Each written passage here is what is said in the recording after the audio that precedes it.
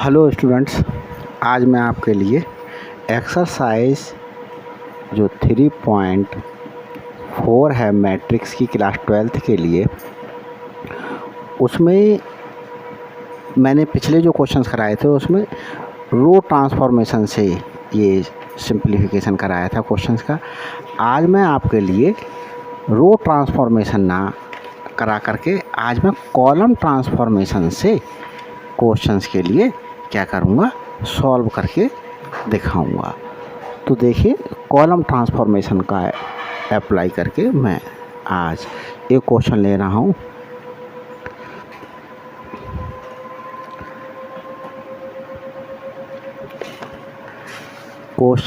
हूँ। देखें students, find inverse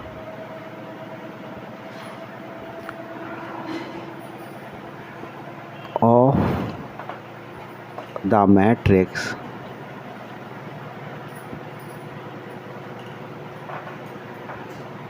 if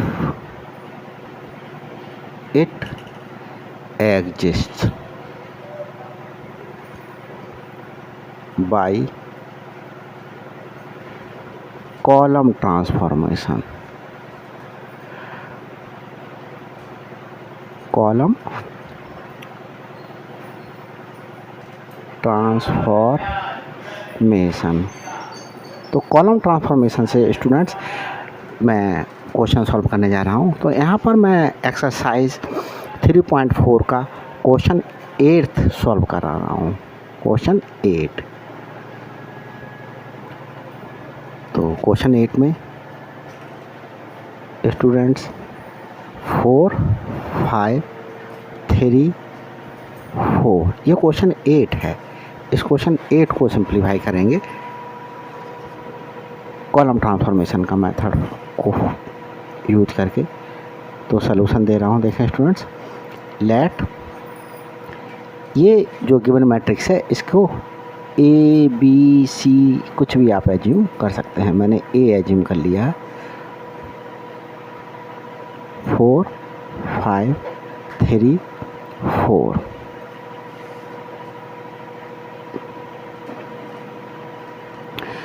अब स्टूडेंट्स ये कह रहा है क्वेश्चन में कि अगर इन्वर्स एग्जिस्ट कर रहा है तो आप फाइंड आउट करिए।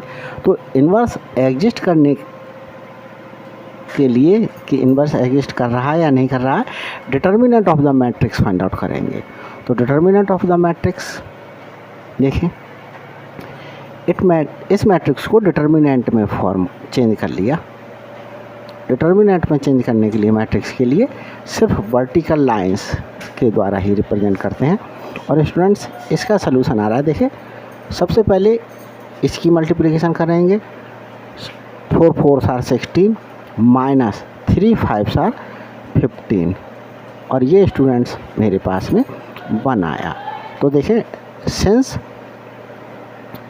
Determinant of a is not equal to 1, therefore is not equal to 0। Sorry students, ये 0 के इक्वल नहीं है। तो क्या होगा, मेरे पास में इन्वर्स जो है वो एग्जिस्ट करेगा। therefore inverse of A exist कर रहा है इन्वर्स। अब इन्वर्स एग्जिस्ट कर रहा है तो स्टूडेंट्स किस प्रकार से क्या हम चीज़ें अप्लाई करेंगे जिससे क्या कर पाएँ कि इन्वर्स क्वेश्चन को सॉल्व कर पाएँ। तो देखें, we have A equal to I A, क्योंकि यूनिट मैट्रिक्स की किसी मैट्रिक्स से मल्टीप्लिकेशन करने पर वही मैट्रिक्स प्राप्त हो जाती है। तो ये प्रॉपर्टी को लेकर के हम क्या करेंगे, इस क्वेश्चन को सॉल्व करेंगे। तो देखें स्टूडेंट्स, मैट्रिक्स ए उतार लेते हैं। ए मैट्रिक्स क्या है, ए मैट्रिक्स है, देखिए 4 5 3 4 4 5 3 4।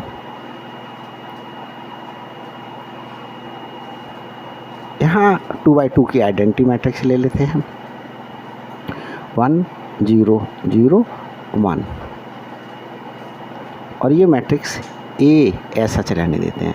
तो स्टूडेंट्स यहाँ पर क्या करेंगे, सबसे पहले इस डायगोनल में, ये जो डायगोनल है, ये इस डायगोनल के इस एलिमेंट के लिए 1 बनाएंगे। तो 1 बनाने के लिए स्टूडेंट्स यहाँ पर सिर्फ हम कॉलम का ही यूज करेंगे।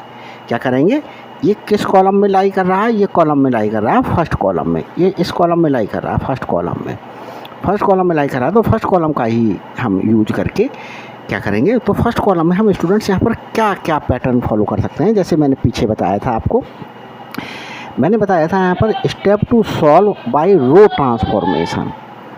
मैंने बताया था किसी भी रो के लिए किसी भी स्केलर से क्या करा जा सकता है, मल्टीप्लाई करके चेंज किया जा सकता है। तो मैं यहाँ पर स्टूडेंट्स ऐसे ही, फिर मैंने दूसरा जो है वो बताया कि ये स्टेप भी यूज किया जा सकता है। तो ith रो के लिए मैंने ith रो में ही एक स्केलर से मल्टीप्लाई करके किसी और रो को ऐड कर दिया। तो ये 2 मेथड क्या करे जाते हैं, 2 स्टेप्स यूज किए जाते हैं। ऐसे ही यहाँ पर मैं लिख देता हूँ, step to solve by column use कर रहा हूँ, तो कॉलम ट्रांसफॉर्मेशन, कॉलम ट्रांसफॉर्मेशन। तो स्टूडेंट्स जैसा ये स्टेप यूज किया गया था, यहाँ पर बस सिर्फ कॉलम हो जाएगा। ith कॉलम को मैंने किसी स्केलर से मल्टीप्लाई करके, इसके लिए स्टूडेंट्स क्या कर दिया गया, चेंज कर दिया गया, और इससे जो है वो मेथड में सेकंड जो जैसे मेरे पास था ith रो, यहाँ ith कॉलम को मैं चेंज कर ले रहा हूँ। ith कॉलम में ही किसी और कॉलम को किसी स्केलर से मल्टीप्लाई करके ऐड कर देना। तो ये, और यहाँ जो मैंने यूज किया था कि use only row for above application, तो यहाँ पर स्टूडेंट्स यूज करूँगा मैं use only column for above application. Above application means students ये 2 एप्लीकेशंस जो मैंने बताई हैं उनके लिए अप्लाई करने के लिए मैं क्या करूँगा, सबसे पहले फर्स्ट जो है यूज ओनली कॉलम, कॉलम का ही यूज करूँगा। सेकंड मेक 1 इन डायगोनल, यहाँ पर भी डायगोनल में स्टूडेंट्स क्या बनाया जाएगा, 1 ही बनाया जाएगा। और डायगोनल में स्टूडेंट्स सिर्फ क्या करेंगे, कॉलम का यूज करके जो है पहले C1 में, फिर C2 का यूज करके, फिर C3 का यूज करके, और third make each element of. तो देखें यहाँ पर स्टूडेंट्स, यहाँ पर प्रत्येक, जब हम कॉलम ट्रांसफॉर्मेशन कर रहे हैं तो जिस कॉलम ट्रांसफॉर्मेशन में हमने क्या करा, जिस एलिमेंट को 1 बनाया, वो एलिमेंट जिस रो में पड़ रहा है उस रो के प्रत्येक एलिमेंट को क्या बनाएंगे, 0 बनाएंगे। Make each element row of row 0 बनाएंगे। To use the column. अभी स्टूडेंट्स जब इसे अप्लाई करेंगे तब ज़्यादा समझ में आएगा। देखते हैं इसको। तो स्टूडेंट्स यहाँ मैंने चलो हटा देता हूँ, इसको 1 बनाना है मेरे लिए।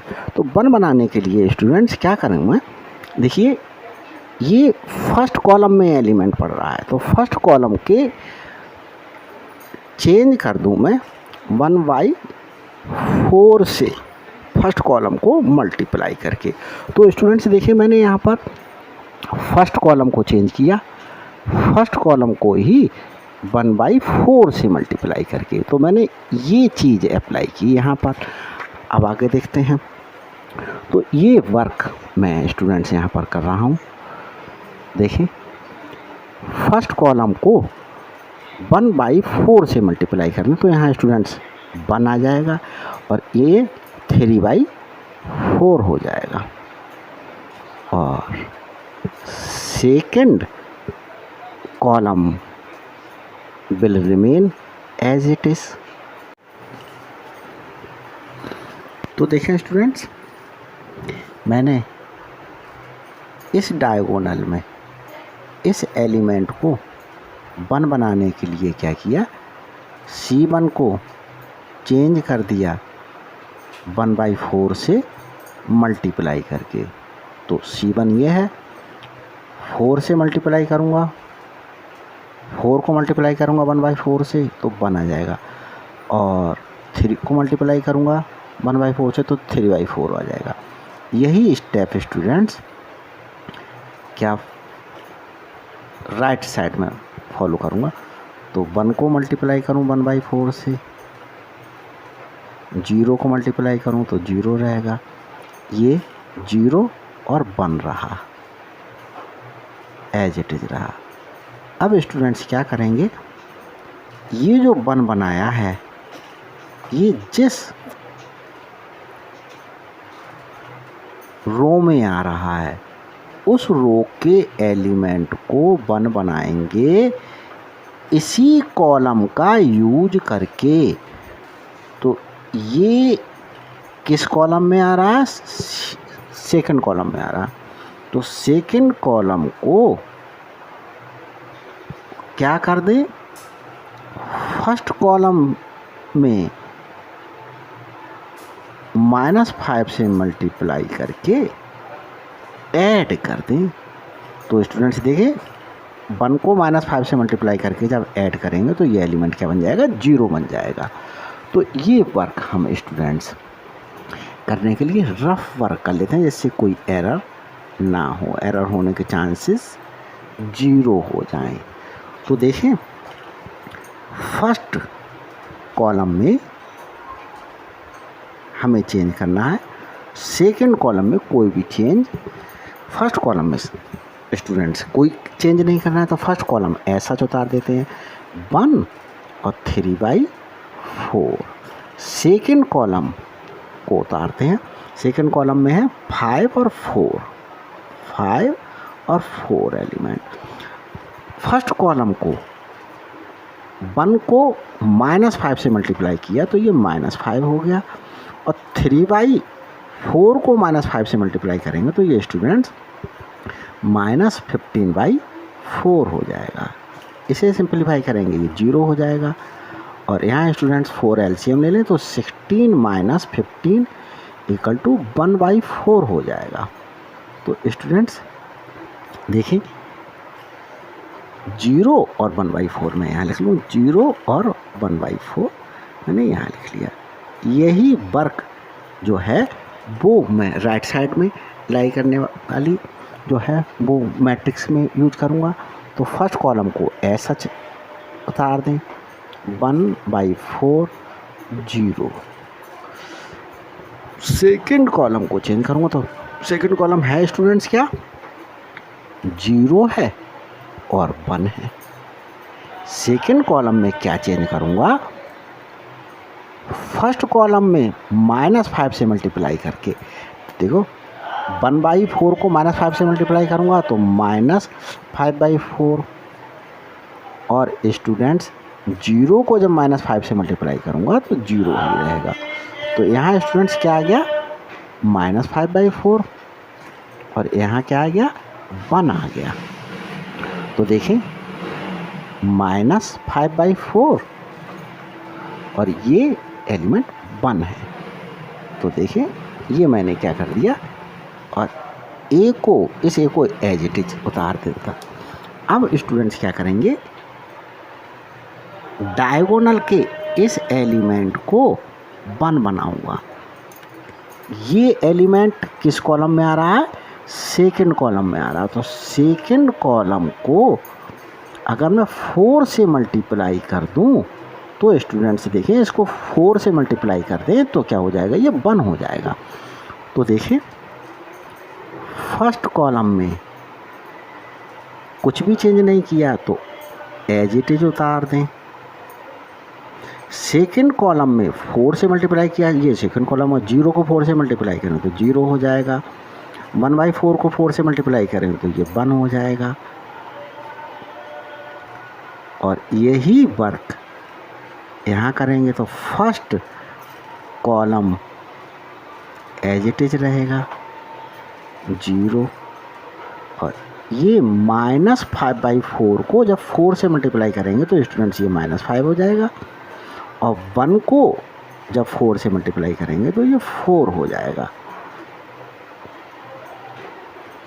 ये अब स्टूडेंट्स क्या करेंगे, अभी मैंने इस एलिमेंट को डायगोनल के 1 बनाया। तो जब स्टूडेंट्स इस एलिमेंट को 1 बनाया, ये 1 किस रो में आ रहा है, इस रो में आ रहा है। इस रो के इस एलिमेंट को 0 बनाऊंगा। कैसे 0 बनाऊंगा, इस ही कॉलम का यूज करके। तो ये फर्स्ट कॉलम को मैं चेंज करूंगा, फर्स्ट कॉलम में ऐड कर दूं। देखिए इस 1 में अगर मैं -3/4 से मल्टीप्लाई कर दूं तो ये 1 लाई कर रहा है फर्स्ट कॉलम में, सेकंड कॉलम में, और फिर मैं इसमें ऐड कर दूं तो ये क्या हो जाएगा, 0 हो जाएगा। तो देखें स्टूडेंट्स, देखिए मैं फर्स्ट कॉलम में चेंज कर रहा हूँ। तो फर्स्ट कॉलम क्या है, फर्स्ट कॉलम उतार देता हूँ। फर्स्ट कॉलम है 1 और ये 3/4, और सेकेंड कॉलम में -3/4 से मल्टीप्लाई कर रहा हूँ। 0 में -3/4 से मल्टीप्लाई किया तो ये 0 ही रहा, और 1 में जब -3/4 से मल्टीप्लाई करा तो ये -3/4 रहा। और स्टूडेंट्स इसका सिंप्लीफिकेशन 1, ये 0 आ गया। तो स्टूडेंट्स 1 और 0 एलिमेंट आ गए किसके, देखिए फर्स्ट कॉलम के 1 और 0, 1 और 0 एलिमेंट हो गए। Second column as it is रहा, इक्वल टू जो वर्क लेफ्ट हैंड साइड में किया वही राइट हैंड साइड की मैट्रिक्स के साथ करता हूँ। तो राइट हैंड साइड में जो फर्स्ट कॉलम है उसमें 1/4 और 0 है। इसमें मैं क्या करूँगा, सेकेंड कॉलम में -3/4 से मल्टीप्लाई करूँगा। तो -5 में -3/4 से मल्टीप्लाई किया तो स्टूडेंट्स ये आया 15/4 प्लस का, और जब 4 को -3/4 से मल्टीप्लाई करूँगा तो ये स्टूडेंट्स आया -3, और इसे